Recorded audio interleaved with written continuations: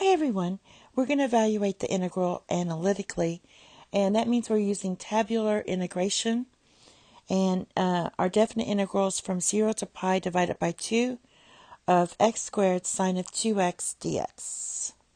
Alright, so for our tabular integration, which is a shortcut for integration by parts, we're going to let f of x equal x squared, and we're going to list all the derivatives.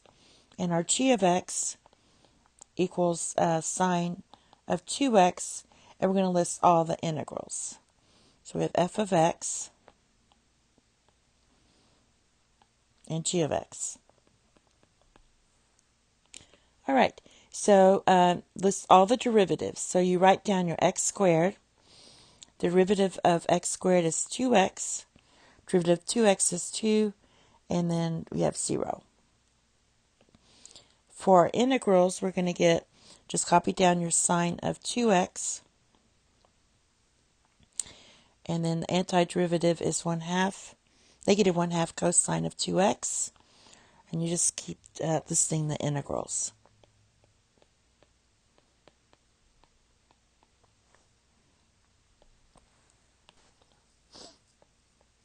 Then you have 1/8 cosine of 2x. So I just listed all the integrals. And the next step is you're going to multiply these with this diagonal thing. And we're going to do plus, minus, plus. So when you multiply that, you're going to get our integral, and I'm just going to call this I, just to save some space.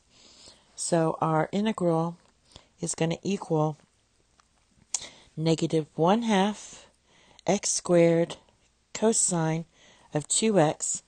That means we had a positive times a negative gave me the negative. Now here we have negative times a negative, so this is going to be a positive 1/2 x sine of 2x plus 1/4. 2 times 1/8 is 1/4, so 1/4 cosine of 2x plus c. Now the next slide, what I'm going to do is add these like terms. I'm going to add this with this, combine those, and then just copy this down. So the next step is to add those. So when you add those, you're going to get negative 1/2 x squared cosine of 2x plus 1/4 cosine of 2x. So if you factor out a cosine of 2x, I'm going to write this first. You get 1/4 minus 1/2 x squared. Now let's get the common denominator for that, which is 4.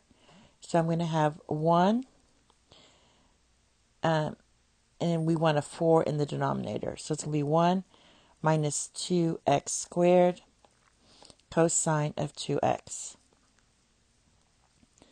All right. This is just because I've multiplied this by 2 and this by 2, just to get this common denominator. It's going to be easier to evaluate our upper and lower limits there. So now we finally have this. We have our integral of from 0 to pi divided by 2 of x squared sine of 2x dx. And that's going to equal, more simply, 1 minus 2x squared divided by 4 times cosine of 2x, and then we still had our x divided by 2 sine of 2x, and we're going to evaluate this from 0 to pi divided by 2. So we're going to plug everything in, and we're going to get, when you plug in pi divided by 2, let's just look at that first. When you plug that in, this is going to be cosine of pi. This is going to be sine of pi. This part here, when you do sine of pi, this equals 0, this equals negative 1. So I'm going to do that on the next slide. I just want to do that before we start further. So let's continue on, and we're going to do substitution. So we have 1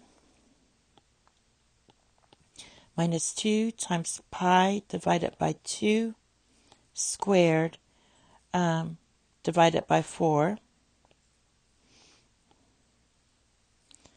And then we had the cosine of pi is -1.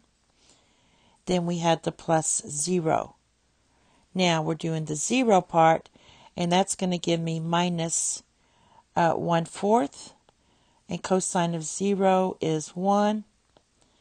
Sine of 0 was 0. All right, simplifying this, this is going to be negative 1/4. So we're going to get 1 minus 2 times pi divided by 4.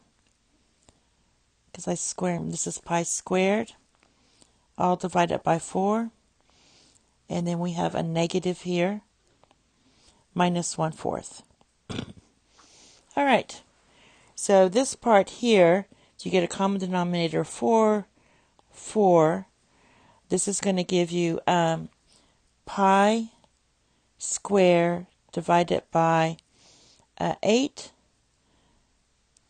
Because you have this is going to be 4 and 4. And then you have minus 1/2. And this will be your final answer when you simplify that. And that's it. Thank you. Have a nice day. Bye-bye.